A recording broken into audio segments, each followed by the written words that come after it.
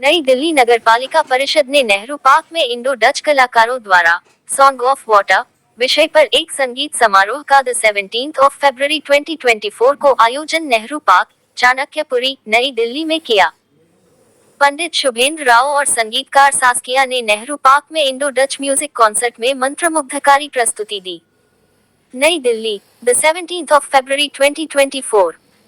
Netherlands और भारत के बीच संबंधों को मजबूत करने के उद्देश्य से नई दिल्ली नगरपालिका परिषद (एनडीएमसी) ने नीदरलैंड के दूतावास के सहयोग से नए खिले ट्यूलिप की पृष्ठभूमि में सॉन्ग ऑफ वाटर की थीम पर इंडो डच कलाकारों द्वारा एक संगीत समारोह का आयोजन आज नेहरू पार्क, चाणक्यपुरी, नई दिल्ली में किया। इंडो डच म्यूजिक कॉन्सर्ट में श्री प्रांशु चतुरलाल और श्री हेको डेजकर के साथ प्रख्यात कलाकार पंडित शुभेंद्र राव और उस्ताद सास्किया राव की अद्भुत प्रस्तुतियों से दिल्ली एनसीआर क्षेत्र के हजारों दर्शक मंत्रमुग्ध हो गए।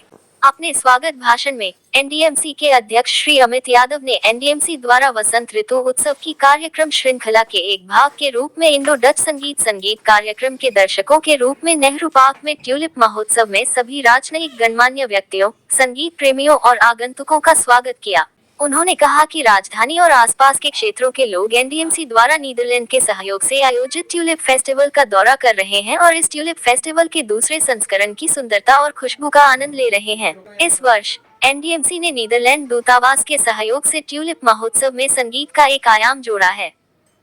चेयरमैन एनडीएमसी ने आशा व्यक्त की कि भारत और नीदरलैंड की दोस्ती को मजबूत करने के लिए नीदरलैंड भविष्य में भी इस सांस्कृतिक और बागवानी क्षेत्र में इन गतिविधियों को जारी रखने के लिए सहयोग करेगा।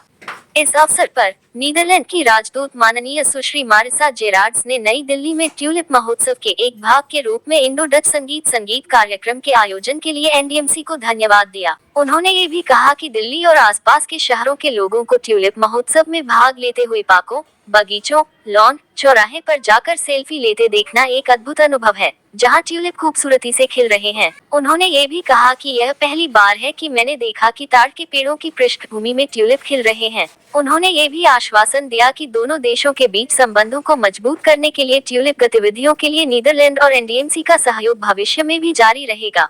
दर्शकों में नॉर्वे दूतावास, चिली दूतावास, नीदरलैंड दूतावास और अन्य दूतावासों के विभिन्न राजनयिक गणमान्य व्यक्ति उपस्थित थे।